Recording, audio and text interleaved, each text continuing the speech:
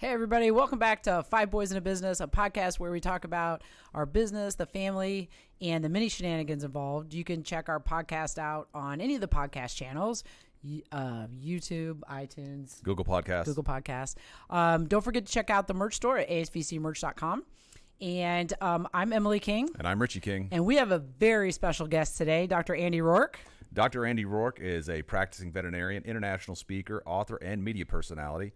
Dr. Roark has been voted Practice Management Speaker of the Year at NAVC, one of the world's largest veterinary conferences, 2 out of the last 3 years. He also received the Outstanding Young Alumni Award from the University of Florida's College of Veterinary Medicine. Practices where Dr. Roark works were named as finalists in the American Animal Hospital Association's Practice of the Year contest in 2013 and 2015. Dr. Roark is also the founder of the Uncharted Veterinary Conference. Welcome to the podcast, Dr. Roark. Thanks a lot for having me. Yeah, absolutely. We're super excited to have you here. I was joking before the podcast started that I hope my staff are still working as they're probably listening to the podcast over the next 45 minutes to an hour. So we feel really privileged to have you on. We think, I personally, working in the industry and being a veterinarian, have found a lot of inspiration in a lot of things that you do and admire your humor. I like to think of myself as a funny person, even though other people might not. But I love your, your approach to putting out content and then also some of the more serious topics that you discuss. So why don't you tell us a little bit about like your beginnings, like, what made you want to become a veterinarian and kind of, that roadmap? Yeah. My map was a little bit different, I think, than most people's. I grew up in a small town in North Carolina, and my dad was a general surgeon, and so he just only on people. He only did the one species. It was kind of a disappointment in that way, but that's what he did. So he was sort of an independent practitioner. He worked at the hospital. He had his own little surgery center, and he did that. And some of my earliest memories are remembering people coming up at restaurants and saying, "I'm sorry to interrupt. I just wanted to thank you for, right. for what you did for my family, for what you did for my brother." And I remember sort of internalizing that as, wow, that's what it means to be successful, is to have people coming up and saying, "Thank you for what you did for my family." And I just think at a very deep level that was ingrained in me. I think it was the most impressive thing that I ever saw in the world. Was that people cared that much to come and say hi. And, so I grew up and I wanted to be a doctor like my dad. And then honestly, I got into college and I was about halfway through and my dad said, "Son, I think if I was starting over, I wouldn't go into medicine." And this was when human healthcare was really changing and the big groups were coming in and the little guys were sort of getting rolled up into practice groups and things like that.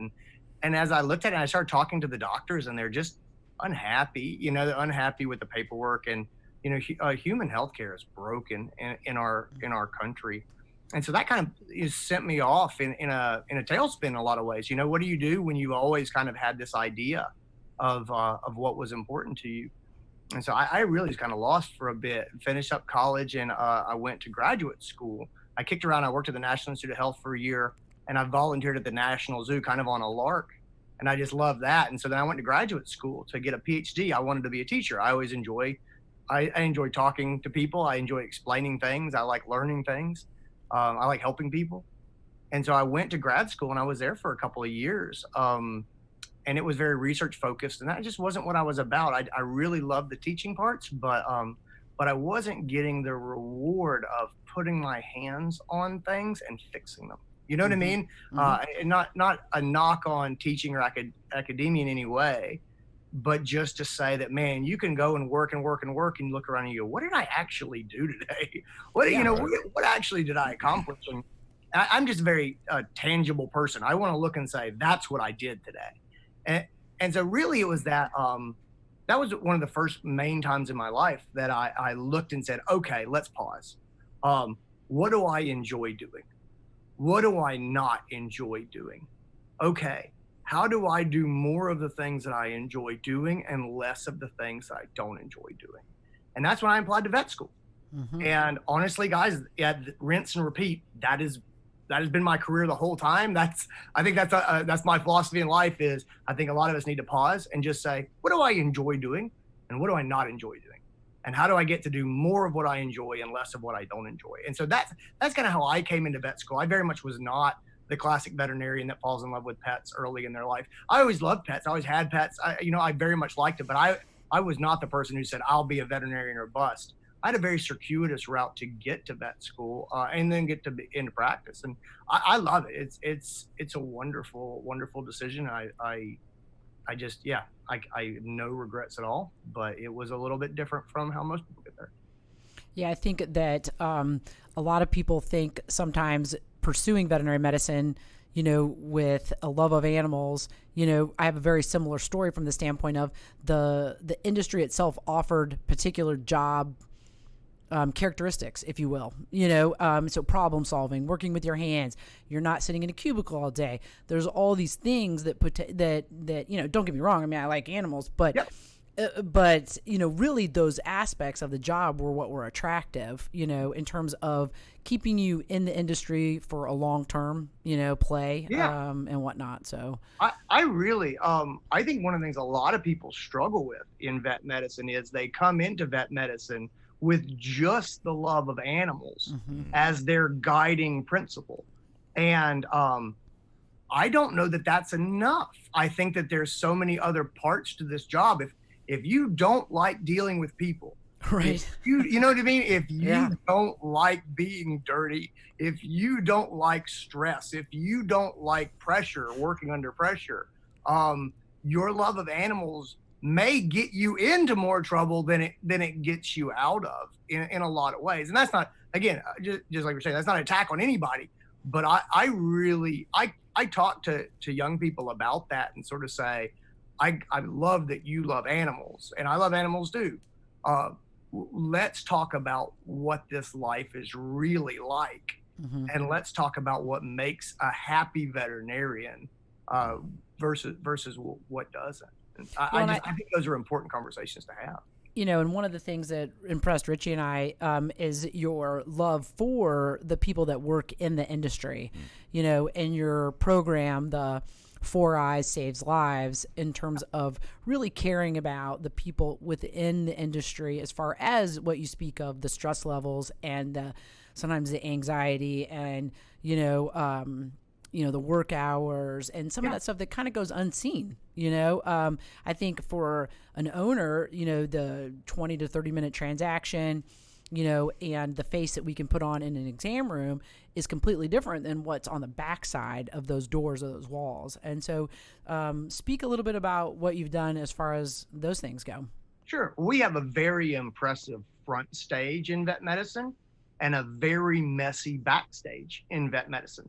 What clients see looks amazing. They're like, this guy gets puppies and kittens all day long. You know what I mean? Like, oh boy, I would love to work in a vet hospital.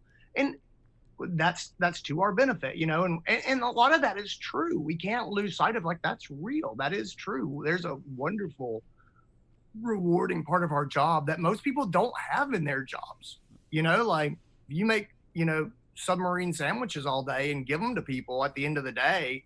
How rewarding does that feel? I don't know. I guarantee it doesn't feel as rewarding as, I saved a life today. It just couldn't.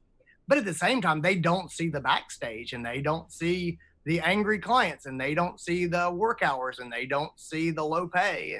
Like, they don't see those things. And I don't think it's the right call when someone says, what a great job you have, to go, oh, let me tell you all the bad stuff. And I see people doing that. You know what I mean? I see people who go, oh. Wait just a minute. Yeah. Yeah, exactly. And I get it. I don't want us to do that.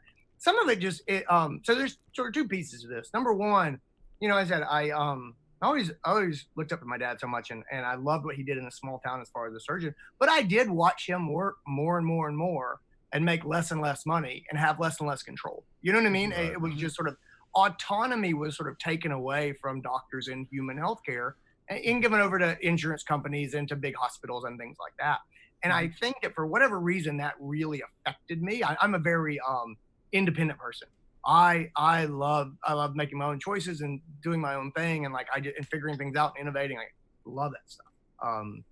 And so I think I'm very protective of veterinarians in that I want us to continue to have that autonomy. I think that's why I love the profession so much, is coming from that perspective. I look and yeah, there's downsides to it, but guys, we're pretty much the captains of our own ships, right, which is great. We really do have a lot of control to make our clinics what we want them to be. And guys, that to me, that is amazing. There's a quote that I love, and I'm going to butcher it, but essentially the true definition of success is living your life in your own way. And I subscribe to that belief so much. I really do think it's true. And so vet medicine has that. So I think that's why I'm very passionate about veterinary businesses and practices. That I think that really lit my fire originally. As you get into it, veterinary medicine does become a part of who you are, right? And you look around at the people who are in our profession, and guys, they are some of the most hardworking, compassionate, giving, caring people in the world. They really are. And I think that over the years, I've just felt an increasing level of protectiveness about those people, because they do just give themselves to the world. Mm-hmm. And I care about them. I just care about them. And with the 4 Eyes Save Lives, we see a very high rate of suicide in veterinary medicine. We have a lot of depression. We have a lot of anxiety. It's a high stress job.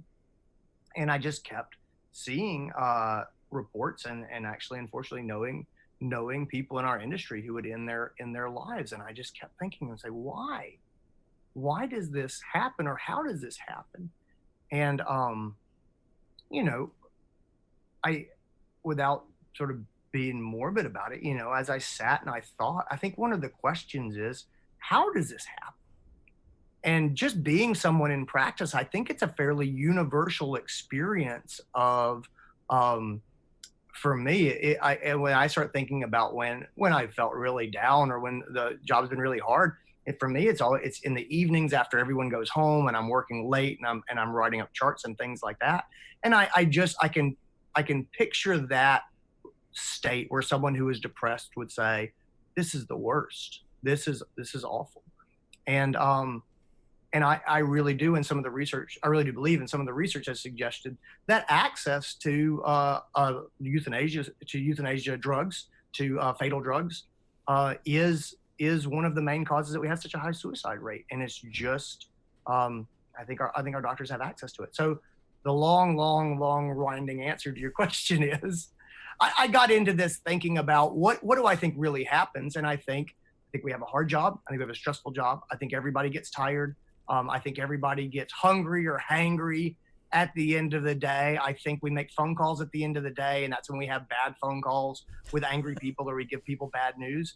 And I really do think that that access to a way to end lives that we are very comfortable with, that we are trained in how to use, I think that is a huge part of why suicide is a problem in our profession. And there's been research that's come out recently has very much bared that out, that just access to lethal means and knowledge of how to use it and comfort with the idea of ending a life in that way, those are big psychological players in suicide, period.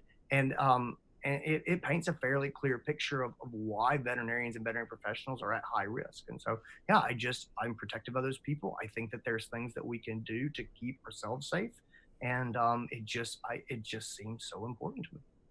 Yeah, I think that more and more people feel comfortable. Like, if you're not comfortable is not really probably the word to use, but if that's a procedure that you are doing and you do on a regular basis, you feel more comfortable with. You can see almost even to comfort from the client's perspective of, okay, this is no longer suffering. We have no, you know what I mean. And so then it's like it plays into this mindset probably. Yeah. Oh, I think for most of us, it's beyond comfort. We do a sales pitch for this every day. We talk about this is we don't want last thing you can do. It's exactly right. Yeah. We don't want your pet to suffer. This is the natural progression. This is the kindest, most compassionate thing. and here's the thing, we believe that. Yeah, I think we do believe this is the euthanasia is often the most compassionate thing we can do for pets, and that this is how we end suffering. But we do internalize those things, and after years of thinking in that way, I do think that that's a part of why we have vet professionals that may be more likely to end their own lives than the general population. All right. We talked in your bio about you being involved in the Uncharted Veterinary Conference, and I wanted to ask you what it was like to be involved in creating that community. It was terrifying. It was terrifying and wonderful. It was awesome. So Uncharted is a community that we started back in 2017, and I've got some views about education and kind of where we're going. I think that active learning is the future for a lot of us. I think that we live in a society where people are getting used to being involved and engaged. I think that people very much want to talk about their own situations and their own practices as opposed to getting general information. So I really think that a much more personalized type of education is really where we're going, and more active learning where people are involved and they discuss and they work on things as opposed to sitting back and just passively receiving information. And so I just feel that really strongly. And I wanted to experiment with that, and I wanted to do more of that. And I wanted to do more workshops and hands-on learning and things like that. I also really thought and still feel that the integration of digital platforms and in-person experiences is the future. I don't think that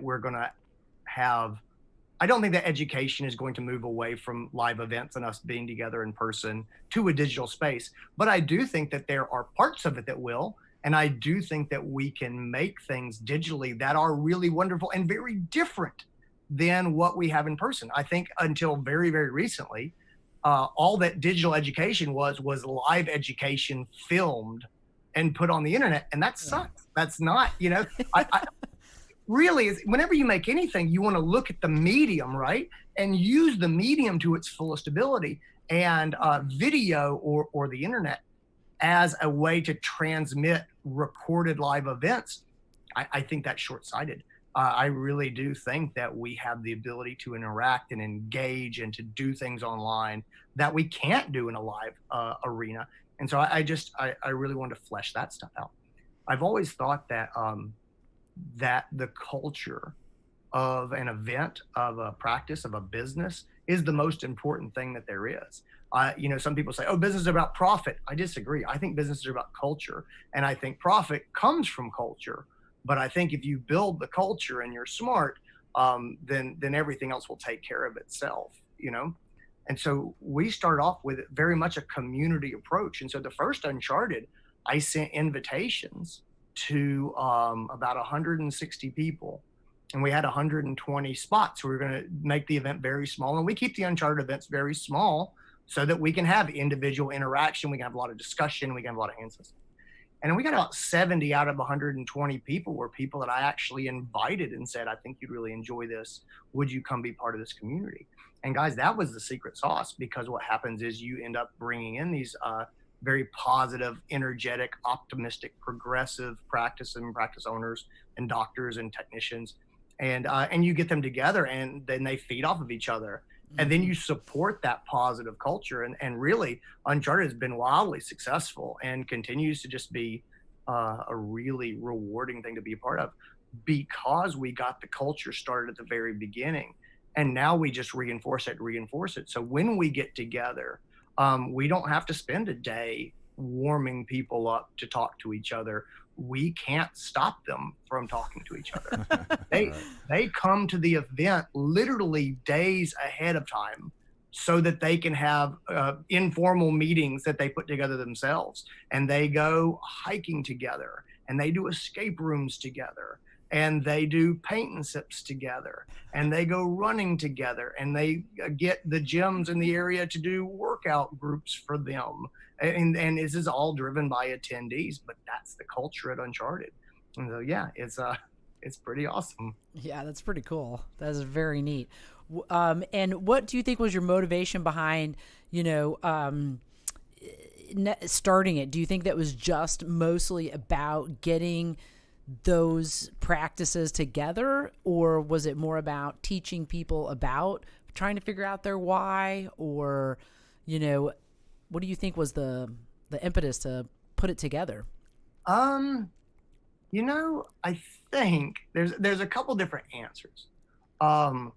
One of them is I can't be a part of something for very long without starting to wonder about how it could be better or how it could be different. That's just my personality. Mm-hmm. And so I had been a professional speaker at that point for, 7 or 8 years. And I lectured all over the world, the Philippines, Australia, Barcelona, Lisbon, Portugal. I mean, all over the world. And I've seen all kinds of conferences and meetings and events, and some of them were amazing and some of them were not. And it just became a game fairly early on of going, why is this wonderful? I would be flying away and going, that was magical. Mm-hmm. Why was that magical? What was so great about that? Or I would say, man, that did not work. Why? And I thought about that for years as I saw more and more events and kind of roll. And I thought I had it pretty well figured out what I thought made a really sort of magical event. And so part of it was really wanting to test and say, I think I figured out how to do something really incredible. And the entrepreneur in me just really wants to try it. I really do want to try it. The second part is just believing that I believe that the sage on the stage is passing by this idea that there are people who know things and they give that information to the congregation. I don't think that's how most of us learn anymore. I really do believe that we're all on a journey and we're all walking our path. And you've seen things on your path that I have not seen. And I've seen things on my path that you have not seen. And I feel like if we get together and compare notes about where we've been and what we've seen, we can both help each other. And I that's how I like to learn. And I really thought about my life, and I go, that's when I got the best information, the best insight. It's that classic saying of the best learning you do at a conference is in the hallway. Right. Meaning it's when you talk to that person who goes, I did that thing and this is what happened. And you go, really? Oh man, I'm so glad I talked to you because I was just about to do the thing that you did, which seems to make sense. And it's a bad mistake, and like that is the most valuable thing. And so that belief that's where inspiration comes from and where real education comes from. And is this idea of what if we took the conversations in the hallway and in the bar after the conference was over for the day, and we made that the conference and we just took away all the rest of it, Exactly. And so that was a big part of it. And then the last part of it is I get bored. My personality, about every 2 to 3 years, I need to find something different to do that is engaging, which is, again, vet medicine is wonderful for that. I love vet medicine as a house with a million rooms, is that you go to vet school and that's 4 years, and then you can do an internship. That's 1 year of stress, and then you move, and then you do your first year in practice, which is very different. And by the 3rd year, you say, you know what, I think I'd like to be in feline only practice. And then after that, you say, I'd like to be a practice owner. And then after that, you say, I would like to start to add a rehabilitation center and learn rehabilitation. And I would like to go get trained in ultrasonography, and I'm going to work and go to the workshops, and you do these things, and it's amazing what you can do in vet medicine. And that's one of the things I love the most about it. But that's the truth for me too, is I'd been traveling and speaking and doing those things, and I'd been in practice, and I was like, you know what, I want to see if I can stretch out and try out some new muscles. And that's kind of where it came from as well. Yeah, that's awesome. You have as most of the audience probably know, you have a very heavy social media and video presence. Was there anything going through your mind when you started to create that content and gain popularity? Was that an intentional thing, or were you just kind of throwing content out there to see what stuck? So yeah, here's what happened. And Yeah, and I learned a lot of lessons. You know, life looks pretty clear and orderly through the rearview mirror. The you know, Right. at the time, so here's what happened. I I I enjoyed writing, and I enjoyed sharing experiences, and I enjoy making people laugh, and just it's my art. You know what I mean? It's a creative outlet that I enjoy. I love telling stories. I love meeting people and laughing. I love taking lessons that I learned and kind of putting them out there so that other people don't have to learn them. Again, it's me sharing my trail map in hopes that other people will share their trail maps, you know, and sort of say, this is how let me tell you how I messed this one up so that you can mess it up at least a different way Right. than what I did. And so I really enjoyed writing. And so I was writing for it was DVM News Magazine at the time, and now it's DVM 360. And I went to those guys and I said, hey, listen, I'd really like to do more writing and maybe get paid more for what I write, maybe. And that never happened, by the way. But I did get more opportunities to write. So I went to them because I wanted to write more. And what I said was, hey, what makes a good article? And the editor looked at me and she said, well, we know it when we see it. And I said, that is not helpful. That is not helpful. At all. That is not helpful. I said, how do you know that something is good? And she said, okay, when we put it on the internet, and this was about 10 years ago at this point, so these numbers don't hold up, but you'll get the point. When we put it on the internet, if 1,000 people click on it, then it's good. And if 5,000 people click on it, then it's great. And if 10,000 people click on it, then it's a blockbuster, right? And those numbers have since changed a lot, probably gone way up. But the fact remains, 1,000 people, 5,000 people, 10,000 people. That's how we know.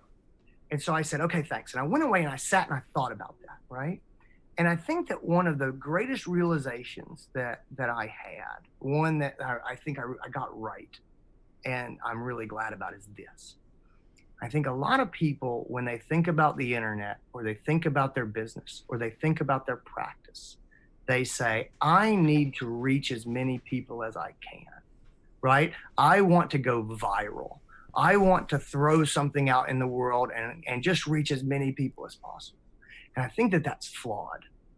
And the thought that I had was, and maybe this was just a lack of confidence on my part, I said, I don't know how many people in the world would like my stuff or like what I have to say or like my writing.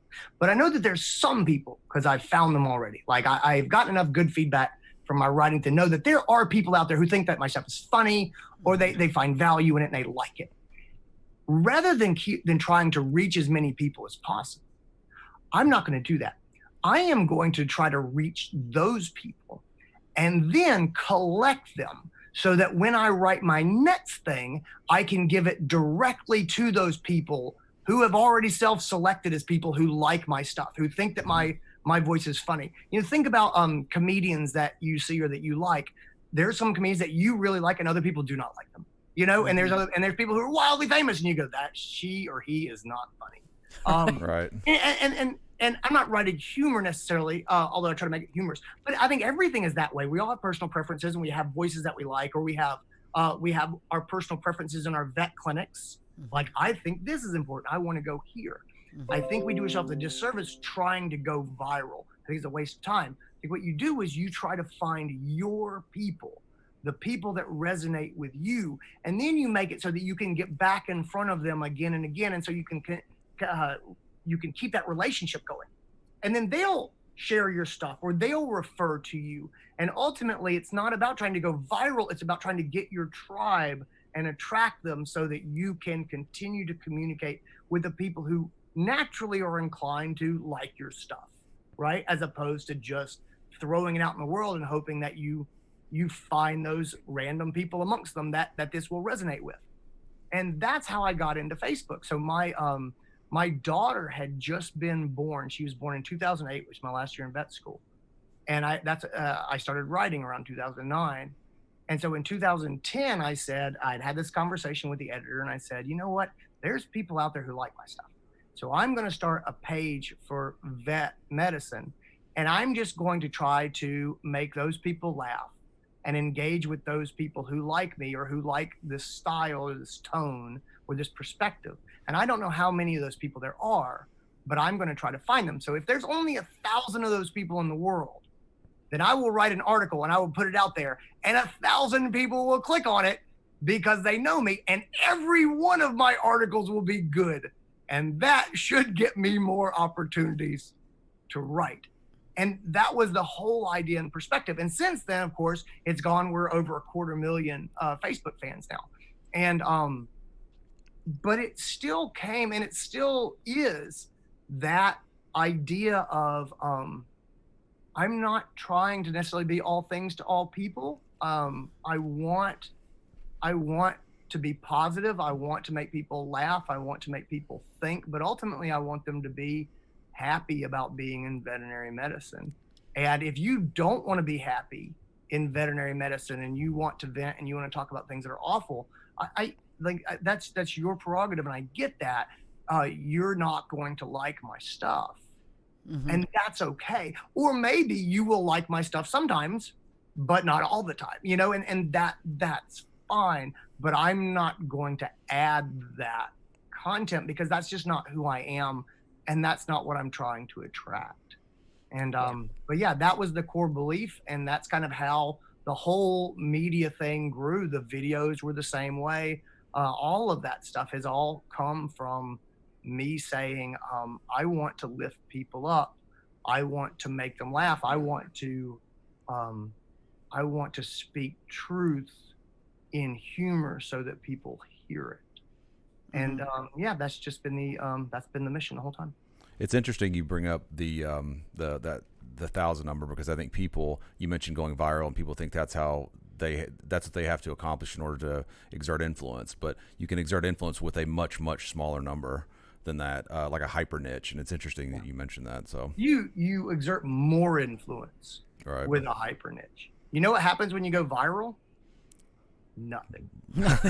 Broad brush. It's happened to me many times. I mean, I have many posts that have reached literally millions of people, and my Facebook traffic goes up for 2 days, maybe 3 days, and then it goes back to normal, and everyone goes on with their life, and they go on to the next thing. Mm-hmm. And that's it. It is not a business changer. It is not a world changer.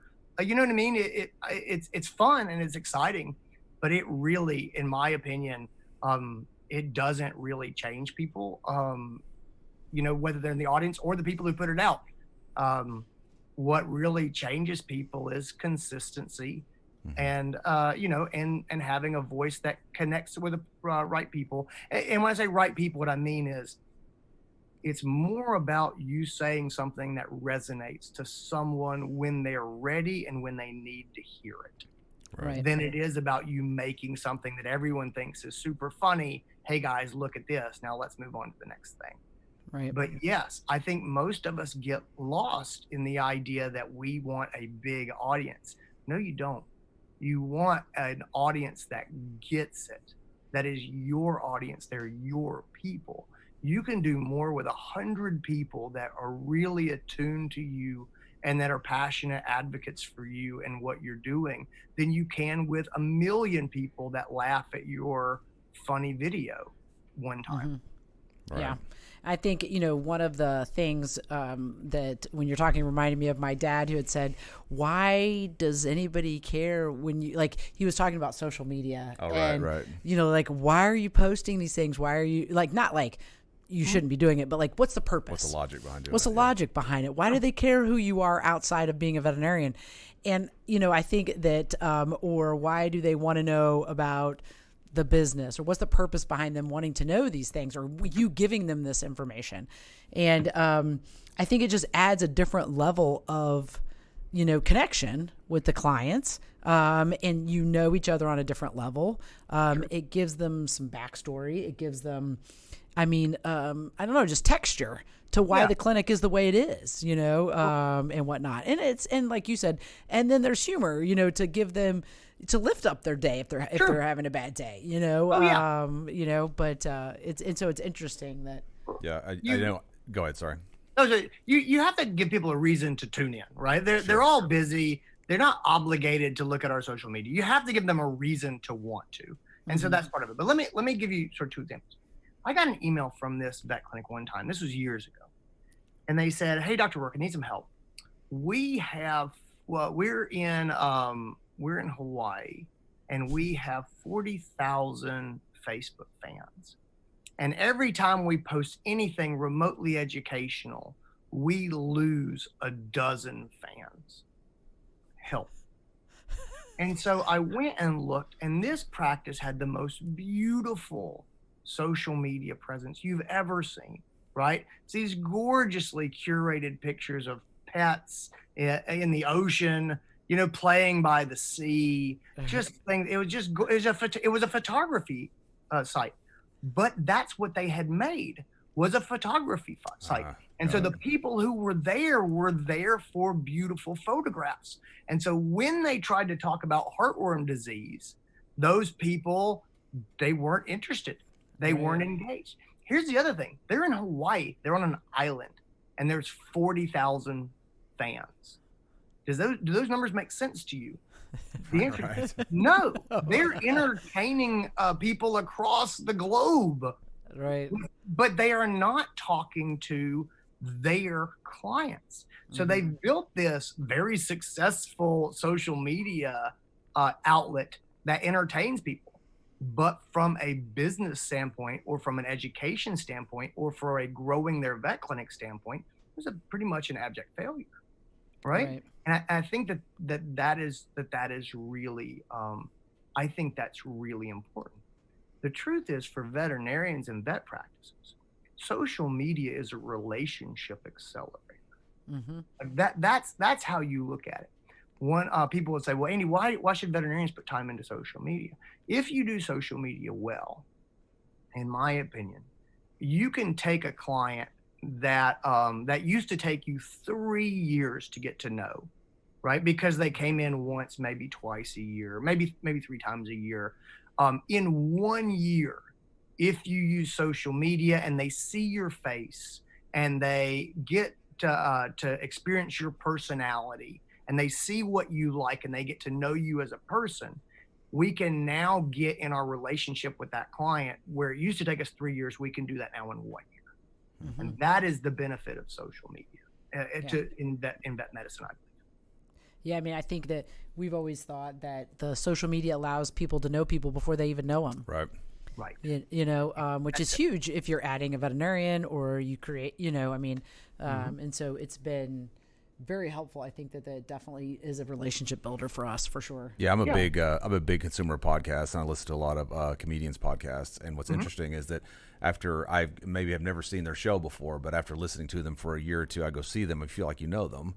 So like to your point about a relationship accelerator, it does really you form that relationship without ever having met them. And I think to the extent that you could, to your point, do that within the confines of a veterinary clinic, it's even more powerful. So that's exactly it. Which means for veterinarians and veterinary clinics, you've got to reject those vanity metrics. It's not about how many followers you have. It's about having the right followers, meaning your clients, your people who are going to bring you your pets, who are from your community. Back to the clinic in Hawaii, they're the people that they're entertaining are never going to pick up their pets and come to see them. So they're entertaining this group, which is, if you want to do that, if that's your passion, then do it and be happy about it. But don't fall into we need more likes, we need more follows. It's more about, we need to get our clients to know that we're here and to give something back to them. Yeah. We wanted to kind of ask a quick question about COVID and how you guys have been handling it. Everybody's had a myriad of challenges. How have you guys adapted? So that's an interesting question. So I work for a group of practices. There's 3 practices here in South Carolina, and they run a little bit different. And so I've got some differences between the practices as I kind of move around and practice in two different locations. But then the other thing is running Uncharted. We've got 200 plus hospitals there, and obviously COVID is something that we talk a lot about. COVID has obviously brought around a lot of challenges.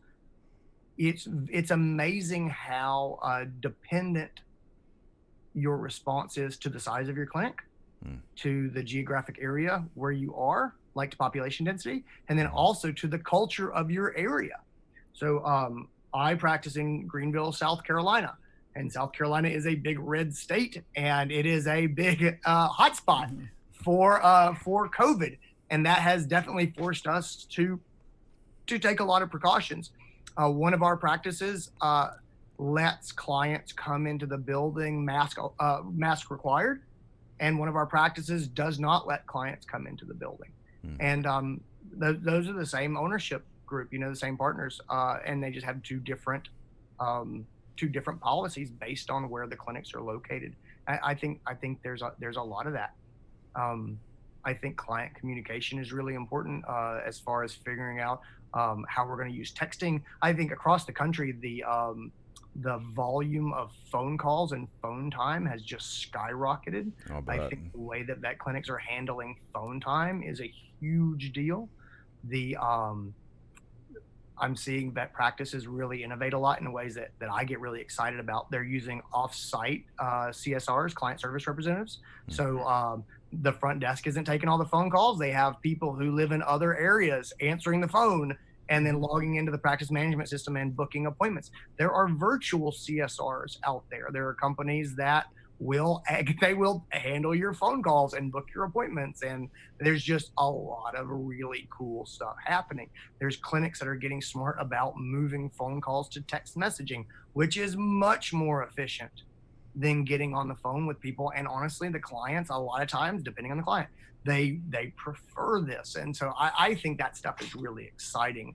I've just enjoyed seeing it. Booking appointments online has been really interesting. The telemedicine part, the video consultations have been interesting. I think it's pushed us a lot to do better discharge reports since we're not getting as much FaceTime with clients and we're still trying to get them to retain the information. Yeah, all of those things I think have been really cool changes. Yeah, I think that if you're not with the client relationship building component, and not being in front of the client, for so long, we did curbside for May? Yeah. No, we done in May. It was April. No, it was April. This has been a whirlwind. So April we did all curbside, and then in May we decided to let people back in the building with certain like one person, wear a mask, blah blah. And so that month of April was very challenging, especially if you had a new client and you didn't even know Yeah. And so trying to explain your pet has a significant illness or this significant problem. And we've seen those challenges with our specialty practices in the area where they're still seeing curbside and having to explain some really significant disease processes or surgical procedures, to them over the phone. And so I think that although it's been a hardship, I agree with you. It's been a really good training from the standpoint of you had to get good on the phone quickly, if that was a struggle point, and so I do think I've chosen to look at it as all the things that good have come from it, rather than all the things that are being done to us because of it. And I think that helps. No, I think that we chose to look at it from a sense of opportunity, and less in terms of hardship. And I think we talked a little bit before we started broadcasting, is that it pulled forward a lot of those technologies and electronic interfaces that were kind of on the fringes, but then are in mainstream use. And I think they're going to stick around because I think that people, to your point about texting versus phone call, people are then interfacing on their time in a way that they want to. And I think that's only going to hasten those trends. Oh, yeah, I think so. First of all, let me just say, I'm super pro mask. I wear a mask all the time. I am very, very, very pro mask. Masks are a barrier to connecting with people. Sure. Yeah. I mean, I think we've met people and they have a mask on and we have a mask on and they can't see your facial expressions, and it is harder to connect with people with a mask. I think it's hard to go to the drive-thru too. That's something we've all sort of had to work through. But we've got practices in Uncharted that have live streams set up and the clients can just log into the Zoom room. And so when their pet is taken back to a room, they are texted, hey, here's the link if you want to see this. And a lot of clients don't. If it's wellness stuff, they're like, no, just do it. Right. Clients that are sick, they'll jump on, and then you can talk to them through, they're in their car and you're in the exam room, and if it's just you and the pet, you take your mask off, and you can have this conversation. It's I don't know, it's interesting. There's a lot of possibility and opportunity. Yeah, I never realized how much I used my nose. Right. Yeah.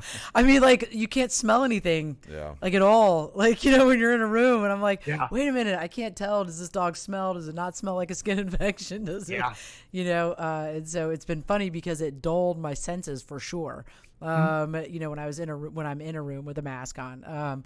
And so it's been interesting adapting to that. And changing, how I'm working inside the exam room. But definitely. I've got one other question about, what do you think is your favorite social media post that you've ever done? Like, what is one of your like most favorites that you think? Oh man, I've done a lot of social media posts. There have been some that have done really, really well. There's I'll tell you, two that come to mind are not necessarily the funny ones. I love the funny ones. I'll tell you one funny one. There was one photo I took one time of me literally hiding from the technicians, eating candy bars. And I just took and I love that photo of me just ducked like in the X-ray room, stuffing my face.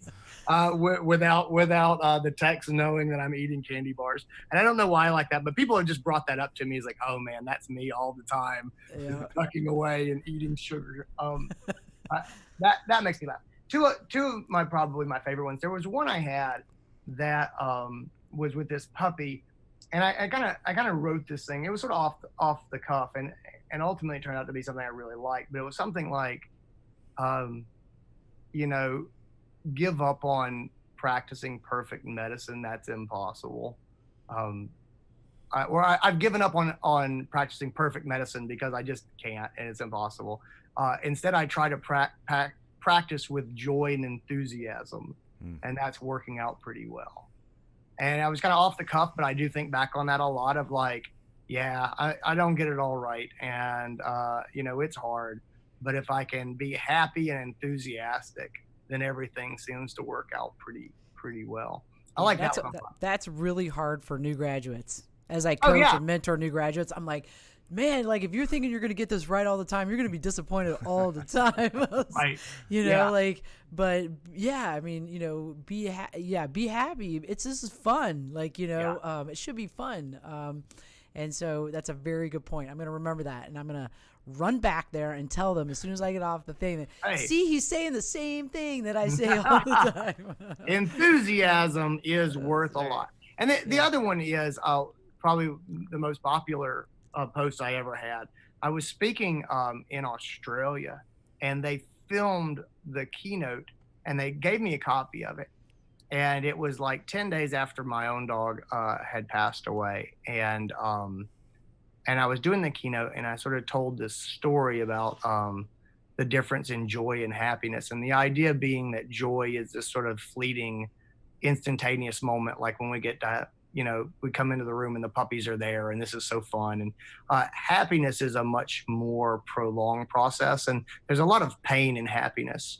And I ended up not thinking too much about it. And I just sort of told the story about my dog dying. And essentially the point of that whole story was, we all choose kind of how we suffer. And pain does not mean that we're unhappy or that we need to be unhappy. And the idea really is something along the lines of putting my dog to sleep is terrible and it was awful. But I will take that pain because the alternative was coming home for 15 years to an empty house every day. Mm-hmm. And I think that medicine is that way, where we look and we say there are these things that are hard or they're painful or we don't like them. But the alternative is to have a job that doesn't really matter that much. You know what I mean? Or to have a career that doesn't really give us purpose. People get mad at us because what we do is so important, and because they care so much. And so what do you want to do? How would you rather suffer? Do you want to have people get mad at you because what you do is really important, or have them get upset because what you do matters and affects them so much? Or do you want to have a job where no one gets mad at you because no one cares because what you do is inconsequential? And so that's kind of the idea. And it was funny because it just sat on a DVD for or it sat on my computer, on my laptop, I guess, for probably a year. And I think I was getting ready to give a similar presentation. I was in a hotel room and I just turned it on because I was like, I've given a talk like this before. I'm in this hotel room. I'm kind of messing around. I was like brushing my teeth and getting ready. And I just kind of had it on the background to kind of hear some points that I'd made before. And I got to that part and I found myself just standing there listening to it.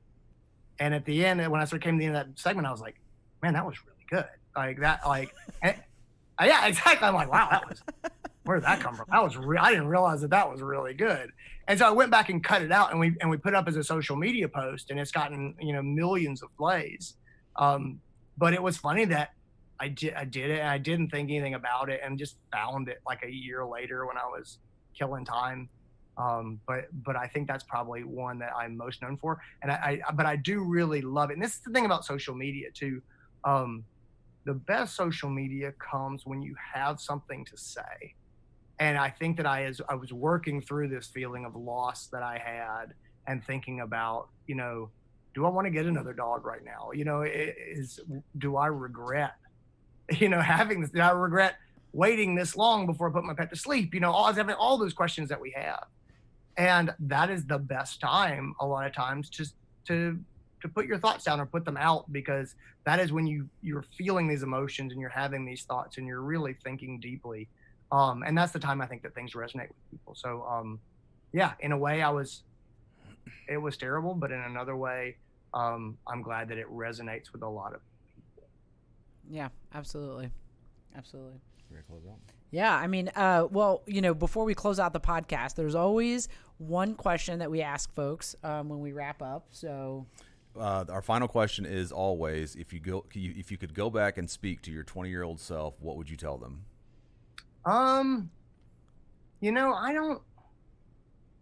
I've thought about that a lot. But the stuff that I would say to my 20-year-old self is fairly useless because I don't think my 20-year-old self would have right. Heard. You know what I mean? That's all of us. Yeah. I'll give you one of them that has affected me deeply in 2020 that I would go back and say, but I don't know that I could have heard it before. Mm-hmm. Right.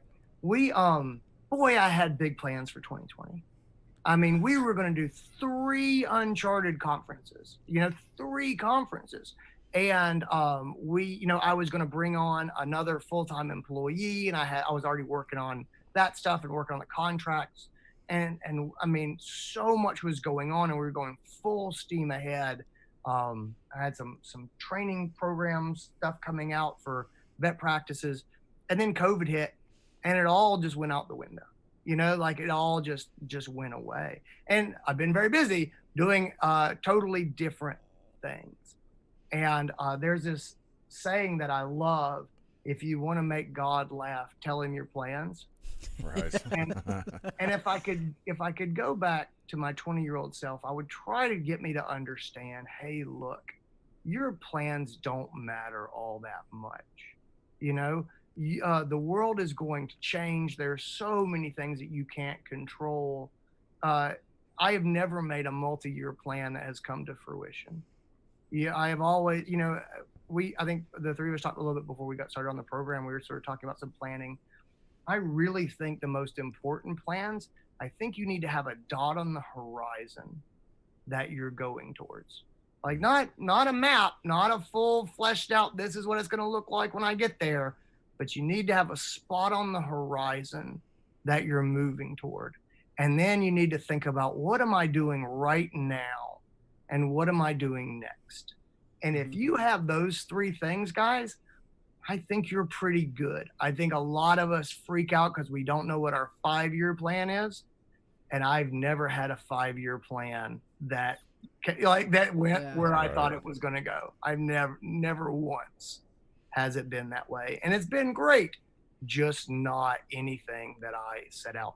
I think a lot of times people look at us and they look at our history and it looks like this wonderfully organized trail. You know what I mean? Like I did this and then I went here and then I did that.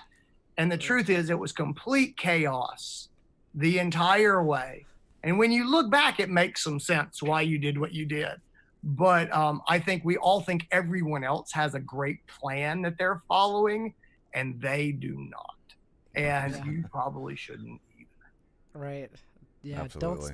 Don't sweat it. Right. Yeah. That's right. I wish I could have told myself just none of this is as important as you think it is. Like I just was like, that's what I would say to myself. And again, I don't know how to make a younger person really understand. But I didn't figure that until I was 40. And I still wonder, I don't know if it was like where I am in life at age 40 or where I was in life at age 40, or if it was just something about getting older. But it was 40 before I realized none of this is as important as you think it is. That's right. Exactly. Right. That's awesome. Yeah. That's awesome. Well, listen, before we wrap up, we just wanted to say thank you very much for joining us, for all the podcast listeners out there. We really appreciate you guys taking the time to tune in today and hear the different topics that we talked about and all the wisdom that came from Dr. Andy. So, we are here every Monday. You can check us out on any of the podcast channels. Somewhere, usually we're in around 10:30 or so. Yeah. And we'll wrap it up here. I'm Emily King. I'm Richie King. And Dr. I'm Andy Roark. Dr. Andy Roark. And we'll see you next time on Five Boys in a Business. We're out.